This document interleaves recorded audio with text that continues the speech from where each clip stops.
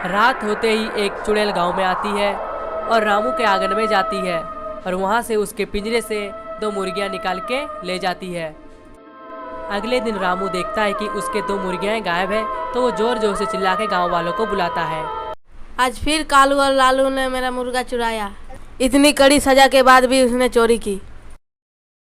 लालू और कालू कहते हैं कि हम दोनों ने चोरी नहीं की है, लेकिन गांव वाले उनके बातों पर विश्वास नहीं करते हैं और उन दोनों को सजा देते हैं और दिन भर उन्हें धूप में खड़ा रखते हैं।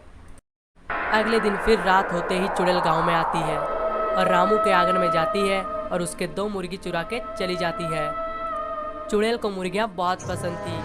चुड़ैल रोज अपनी गुफा में ले जाके पका के खाती थी। अगले दिन फिर रामू को लगा कि लालू और कालू ने ही उनकी मुर्गियां चुराई है और उन्हें फिर से सजा मिलती है। लालू और कालू गांव के बहुत शैतान बच्चे हैं। रामू ने उन्हें 2 बार मुर्गी चुराते हुए पकड़ा है, इसीलिए बार बार लोगों को उन पर शक हो रहा था। वे दोनों मुर्गियां चुरा के बेच देते थे। लालू और कालू को 2 बार सजा मिल चुकी थी, तो दोनों तय करते हैं कि इस बार चोर को वो दोनों खुद पकड़ेंगे। रात होते ही दोनों छुपके से रामू के घर के सामने छुप जाते हैं। देर रात हो जाती है लेकिन कोई नहीं आता है। फिर दोनों देखते हैं कि पिंजरे से 2 मुर्गियां निकलती है और उड़ के कहीं जाने लगती है। अगले दिन रामू फिर गांव वालों को बताते हैं कि लालू और कालू ने मेरी मुर्गी फिर से चुराई।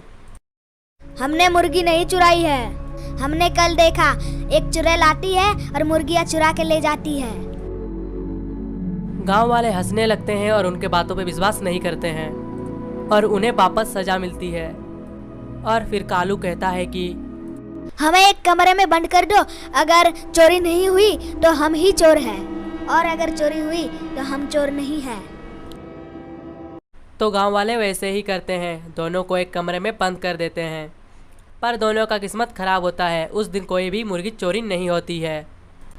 तो गांव वालों को यकीन हो जाता है कि चोर ये दोनों ही है। उस चुड़ैल का सच गांव वालों के सामने कैसे लाए और चुड़ैल से कैसे लड़े। फिर लालू को एक आइडिया आता है और फिर दोनों रामू के घर जाते हैं और उनके मुर्गियों में चावल की पोटली बांध देते हैं और दोनों रामू के घर के सामने छुपके से बैठ जाते हैं और चुड़ैल का आने का इंतजार करते हैं। फिर वैसा ही होता है, रात होता है, 2 मुर्गियां निकल जाती है और उड़ के कहीं जाने लगती है। और फिर लालू अपना गुलेल निकालता है और मुर्गी के पैर में बंधे पोटली को मारता है, जिससे चावल गिरने लगता है। दोनों गिरे चावल को देख देख के आगे बढ़ने लगता है और थोड़ी ही देर में एक गुफा के सामने दोनों पहुंच जाता है। और फिर दोनों गुफा के अंदर झांक के देखने लगते हैं। देख के दोनों बहुत घबरा जाते हैं और बहुत डर जाते हैं और वो दोनों वहाँ से भाग के गांव वापस चले जाते हैं। दोनों गांव वालों को सारी बातें बताते हैं, लेकिन गांव वालों को वापस उनकी बातें झूठी लगती है और उन्हें फिर मुर्गी चुराने के लिए सजा मिलती है।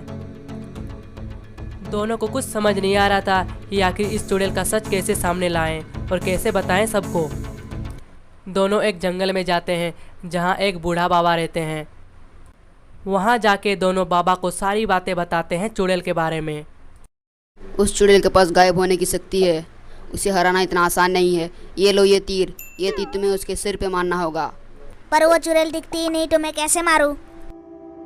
तो बाबा उन्हें एक आइडिया देते हैं और वो दोनों ऐसे ही करने का प्लान बनाते हैं। अगले दिन कालू रामू के छत में एक डब्बा लेके बैठा रहता है और लालू तीर का निशाना लगा के तैयार रहता है और हमेशा की तरह चुड़ैल आती है और 2 मुर्गियां निकाल लेती है। और फिर कालू तुरंत ऊपर से डब्बा खोल देता है और उसमें जो मैदा रहता है वो सारा चुड़ैल के ऊपर गिर जाता है और फिर तभी चुड़ैल पूरा दिखने लगती है। और फिर लालू तुरंत निशाना लगाता है और चुड़ैल के माथे में मार देता है और फिर चुड़ैल बहुत चिल्लाने लगती है और फिर दोनों ने मिलकर उसको बांध देता है।